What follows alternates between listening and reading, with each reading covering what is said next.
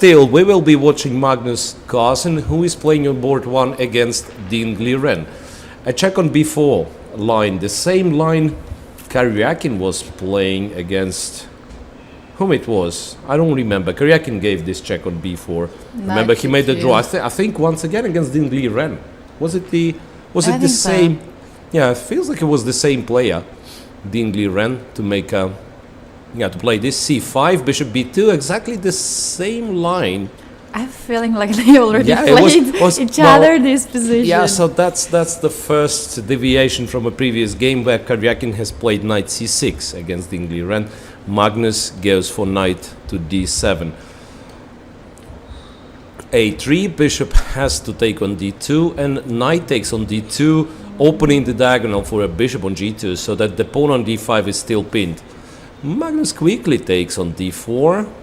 Let's see, I think we will get one of those simplified symmetrical positions which seem to be drawish, but you know, we've seen everything.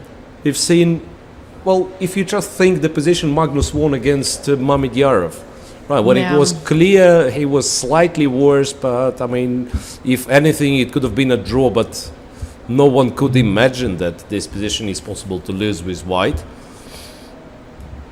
Okay, let's see what happens here. Meanwhile, we will keep an eye on Anand and Karyakin as well. Because, yeah, as I said, only 4 rounds to go, and a tie is in favor of Magnus Carlsen. Right? I have already result on the second board. I don't know how correct is it. It's a draw? Or? Yeah, I mean, it cannot be anything but a draw. So I'll just quickly open the... yeah, Karyakin offered the draw early in... well, it was a Berlin with rook e1, which already has kind of a very drawish reputation, and Karyakin offered the draw quite early, which was accepted by Vishy Anand. So I think, yeah, that's a very, very important game.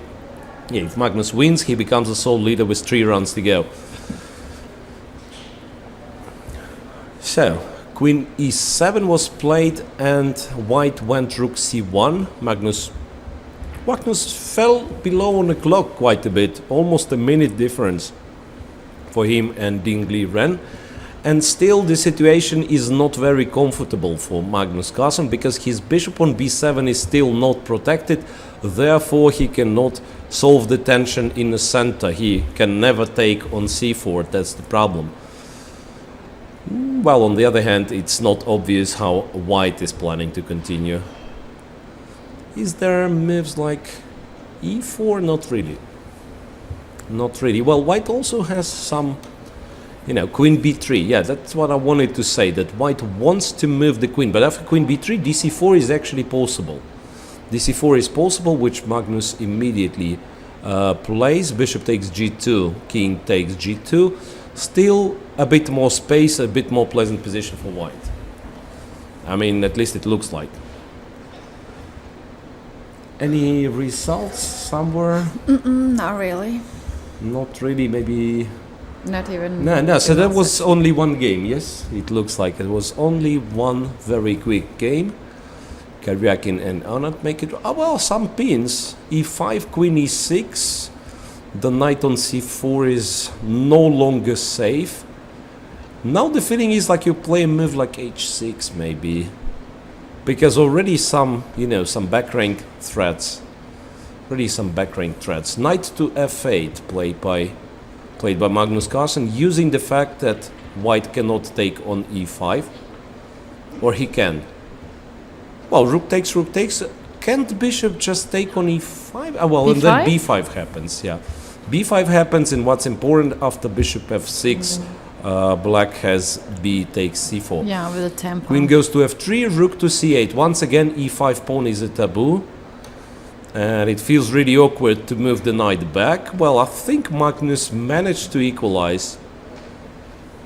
So now the feeling is like white will have to move the knight to e3 maybe. I mean, just if you have to go back with the knight, that means black is doing fine.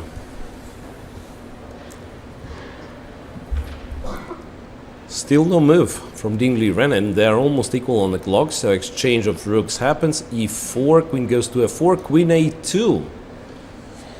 where the queen is going. Unpleasant hanging on e2. Yeah. That's queen a2 is quite an awkward move to face because e2 pawn is hanging. King f1 you probably don't like. Queen to c7, queen takes e2, queen takes a7. Now, well, Magnus, I mean, his queen side pawns are falling.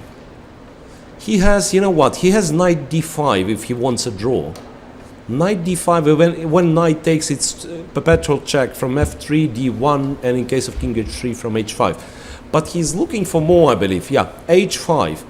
So making a lift for the king, then knight comes to g6. He's trying for an attack, which is quite logical. Also, h4 can be very unpleasant at some point. Exactly. Yeah, that's why h5 not h6, right? So that he at some point he wants to play h4, open the king. So he's putting a bet on that he's say he's not worse. He will always have a chance for perpetual, and he's trying to play for more.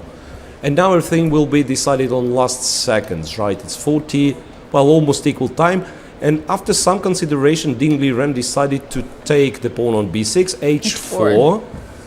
h4. I'm yet to see what happens after gh4. Apparently knight goes to g6. Queen c6. Queen c6. And the b pawn will start moving, you know. The b pawn will start moving. Magnus better make sure that he has a perpetual, because knight g4 attacking the pawn on f2. He wants to trade knights, and when the knights are off the board, then then of course he wants white h3, has lots right? of problems after h3. Takes, queen takes, then queen f3 is an option as well. Queen and h3. c3. h3 is a threat, right? All right. Queen c3. He will have h3. King King f1 will be needed. Check from d1, you know, queen e1, queen f3. Maybe he'll be in time to take the pawn on h2. Queen c4. So that means Liren He wants is to ready. come up from f1. He will go to g1 and h3 of course will be played. Knight goes to g6. So now this knight starts comes jumping. on e5 and f3, or from h4 maybe. Knight e5. Now queen f1 is the only move. Right. But does Magnus have... I mean, I don't see what he has here. Because, I mean, it looks very awkward. And he was about to drop this pawn, and he comes back with the knight. And it turns out he doesn't have any threats. Okay, knight c4. But what's the threat? Threat is to give a check and to take on e3, right? He's still... knight e3, queen e6. Not so much time left. Queen to b3. Well, still the king is weak, so there are chances. Queen takes a4, queen b1, queen to c4, queen a5, and he wants queen d2. b6, queen to d2. Queen f1 is only move. Queen f1 is only move. Now Magnus certainly has the perpetual. He can try for more, and he does.